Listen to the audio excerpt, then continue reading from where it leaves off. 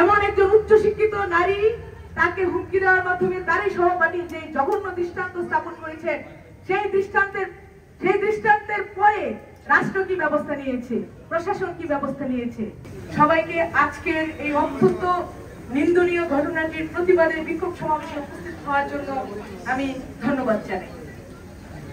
প্রিয় উপস্থিতি, স্বৈরাচার পতনের পরবর্তীতে যে বাংলাদেশ তৈরি হয়েছিল, আমরা নারীরা প্রত্যাশা করেছিলাম সেই বাংলাদেশটি হবে একটি সুন্দর সুষ্ঠু রাষ্ট্র, যেখানে নারীরা নিরাপদ থাকবে, যেখানে আমাদের মত প্রকাশের স্বাধীনতা থাকবে, আমাদের চলাফেরার স্বাধীনতা থাকবে, আমাদের পোশাকের স্বাধীনতা থাকবে। যেই রাষ্ট্রটি গঠিত হবে সাম্য, মানবিক মর্যাদা এবং সম অধিকারের ভিত্তিতে।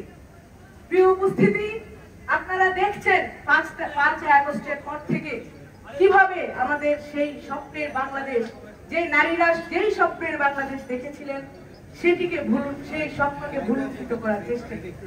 আমরা 5 আগস্টের পরবর্তীতে এক মধ্যযুগীয় উপদ্রবের শিকার হয়েছি একটি গোষ্ঠীর কাছ থেকে।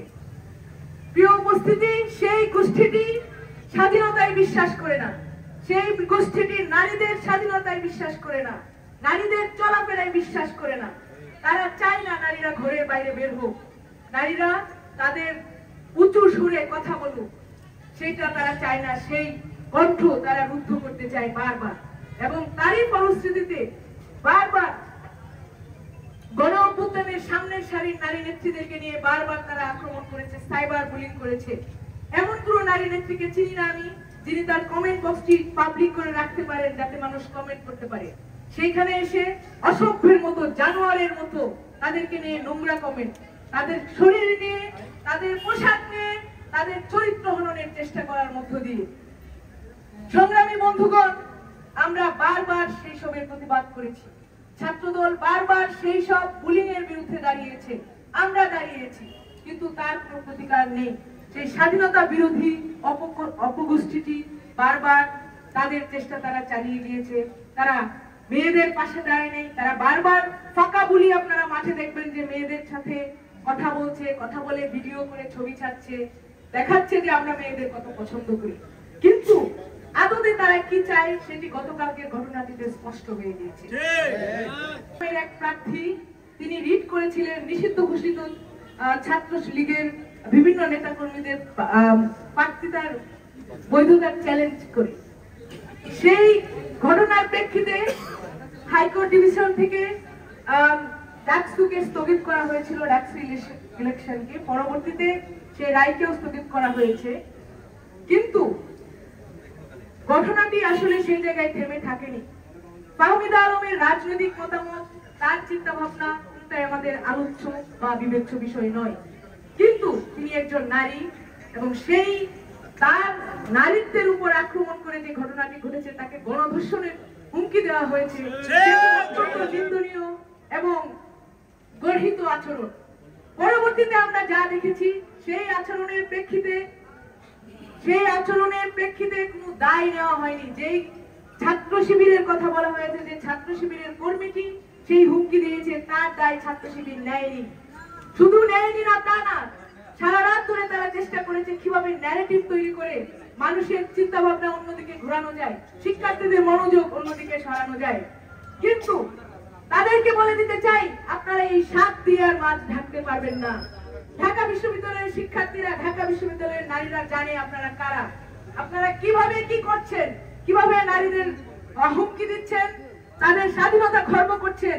ঢাকা বিশ্ববিদ্যালয়ের প্রত্যেকটি নারী প্রার্থীকে নিয়ে আপনাদের নেতাকর্মীরা কি ভাবছে সেটি বিভিন্নভাবে দেখা যায়। একজন প্রার্থী সীমা আক্তার, তিনি প্রার্থিতা ঘোষণার পরপরই তার কমেন্টে গিয়ে নোংরা অসভ্য জানোয়ারের মতো হামলা করা হয়েছিল। তিনি সেটির প্রতিবাদ করেছিলেন, কিন্তু সেই সংগঠনটি বরাবরের মতো কোনো দায় নেয়নি। তারা তাদের গুপ্ত কার্যক্রম গুপ্তভাবে চালিয়ে যাচ্ছে। কিন্তু তাদেরকে বলতে চাই যে আপনারা যে গুপ্ত কার্যক্রম চালাচ্ছেন, আপনাদের রূপ কিন্তু আর গুপ্ত নেই। আপনারা স্বরূপে ঢাকা বিশ্ববিদ্যালয়ের নারীদের সামনে নিজেদের রূপ প্রকাশ করে ফেলেছেন, দাঁড়িয়ে পড়েছেন। প্রিয় উপস্থিতি, ডাকসু ইলেকশন হবে, ডাকসু হতেই হবে, এবং তার জন্য বাংলাদেশ জাতীয়তাবাদী ছাত্র দলের সর্বস্তরের নেতাকর্মী প্রার্থী তারা তাদের চেষ্টা চালিয়ে যাচ্ছে, প্রচারণা চালিয়ে যাচ্ছে। যে অপগোষ্ঠীটি নারীদের আক্রমণের মাধ্যম দিয়ে নারীদেরকে হেনস্থা করে ডাকসুকে বন্ধ করতে চায়, তাদের উদ্দেশ্য বলে দিতে চায় যে আপনারা সেটি পারবেন না।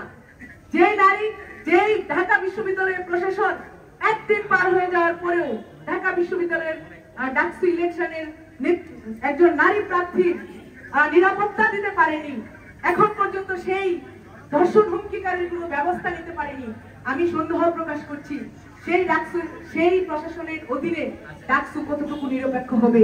প্রিয় সাংবাদিক বন্ধুগণ, আপনাদেরকে সেই ব্যাপারে সজাগ থাকতে হবে। দায়িত্বহীনতার ব্যাপারেও কথা বলছি। এমন একজন উচ্চশিক্ষিত নারী, তাকে হুমকি দেওয়ার মাধ্যমে তারই সহপাঠী যে জঘন্য দৃষ্টান্ত স্থাপন করেছেন, সেই দৃষ্টান্তের পরে রাষ্ট্র কি ব্যবস্থা নিয়েছে, প্রশাসন কি ব্যবস্থা নিয়েছে? কোনো ব্যবস্থা নেয়নি। আজকে উপস্থিত ঢাকা বিশ্ববিদ্যালয়ের নারী শিক্ষার্থীদের পক্ষ থেকে আমি বলতে চাই, অতি দ্রুত ব্যবস্থা নেওয়ার মাধ্যমে আপনারা নারীদের অধিকার ফিরিয়ে নিয়ে আসুন। এই অপগোষ্ঠী, স্বাধীনতার বিরোধী গোষ্ঠীর হাত থেকে নারীদেরকে রক্ষা করুন, বাংলাদেশকে রক্ষা করুন। ধন্যবাদ। বাংলাদেশ জিন্দাবাদ, বাংলাদেশ জাতীয়তাবাদী ছাত্র দল জিন্দাবাদ। শহীদ রাষ্ট্রপতি জিয়াউর রহমান অমর হোক। গত কয়েক মাস আগে আপনারা দেখছেন ঢাকা বিশ্ববিদ্যালয়ে একজন নারীকে শ্লীলতাহানি করা হলে অভিযুক্তকে থানায় নিয়ে আটক করা হলে একটি মব সেই অভিযুক্তকে কিন্তু থানা থেকে ছাড়িয়ে এনেছিল। বিশ্ববিদ্যালয় প্রশাসন মিনিমাম একটি ব্যবস্থা নিতে পারেনি। গত কয়েকদিন আগে নির্বাচন শুরুকালীন সময় দেখেছেন যারা অনাবাসিক শিক্ষার্থী তারা যেন ভোট দিতে আগ্রহ হারায়, এই জন্য বলা হয়েছে তারা দীর্ঘদিন ধরে তাদের হল কার্ড রিনিউ করে না, সে হল কার্ড রিনিউ করতে হবে। গত 4 থেকে 5 দিন পূর্বে হঠাৎ করে নির্বাচন কমিশন বললেন 9 সেপ্টেম্বর প্রয়োজনে আর্মি ডিপ্লয় করা হবে এবং সর্বশেষ দেখলেন বিশ্ববিদ্যালয় থেকে দীর্ঘদিন একটি ছুটি দেওয়া হলো। এই 4টি ঘটনা নিশ্চয় বিচ্ছিন্ন কোনো ঘটনা নয়, সকল ঘটনাই হলো এই নির্বাচন থেকে, ডাকসু নির্বাচন থেকে শিক্ষার্থীরা যেন আগ্রহ হারায় সেই ঘটনার কিন্তু একটি প্লট। এবং সর্বশেষ তারা যখন এই 4টি ঘটনার পর দেখলো বিশ্ববিদ্যালয়ের শিক্ষার্থী এবং নারী শিক্ষার্থীদেরকে এত ভীত সন্ত্রস্ত করেও তাদের চোখে মুখে এখনো এই নির্বাচনের উৎসব আমেজ বইছে, ঠিক তখনই কিন্তু ইসলামের নাম লাগিয়ে একটি ছাত্র সংগঠনের এক কর্মী সর্বশেষ তাদের ট্রাম্প কার্ডটি খেললেন।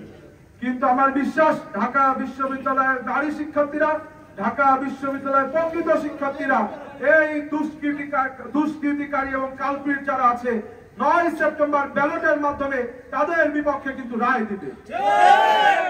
একই সাথে আমি বলতে চাই ঢাকা বিশ্ববিদ্যালয়ের নারী শিক্ষার্থী ভাই বোনদেরকে, আপনারা ভয় পাবেন না। আমরা বাংলাদেশ জাতীয়তাবাদী ছাত্র দলের প্রত্যেকটি নেতাকর্মী আপনাদের সাথে আছি। যদি কোনো প্রতিক্রিয়াশীল গোষ্ঠী আমাদের রক কেটে নেয়, রক দেবো, তবুও এই ক্যাম্পাসে নারী শিক্ষার্থীদের নিরাপত্তা নিশ্চিত করবো।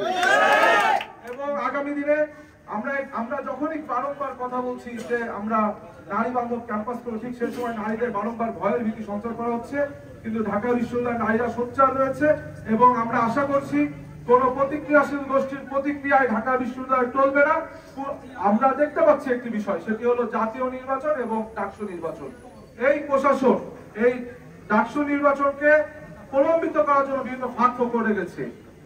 জাতীয় নির্বাচনকে যারা বিলম্বিত করবে, ডাকসু নির্বাচনকে যারা বিলম্বিত করতে চাইবে, ঢাকা বিশ্ববিদ্যালয়ের শিক্ষার্থীরা তাদেরকে লাল কার্ড দেখাবে। যথাসময়ে ডাকসু নির্বাচন 9 সেপ্টেম্বর হতে হবে, জাতীয় নির্বাচন ফেব্রুয়ারিতে হতে হবে, এইটাই আমাদের দাবি। এবং ইনশাআল্লাহ এই যে আলী হোসেন নামক একজন শিক্ষার্থী, তার বিরুদ্ধে ঢাকা বিশ্ববিদ্যালয় প্রশাসন ঘটনার প্রায় 24 ঘন্টা পার হতে চলেছে, এখনো কোনো ব্যবস্থা নেয়নি। আমরা এই মাজা ভাঙা প্রশাসনকে বলি, মাজা শক্ত করে দাঁড়ান, নিজেদের দায়িত্ববোধ পালন করুন, আর দায়িত্ব পালন করতে ব্যর্থ হলে ব্যর্থতা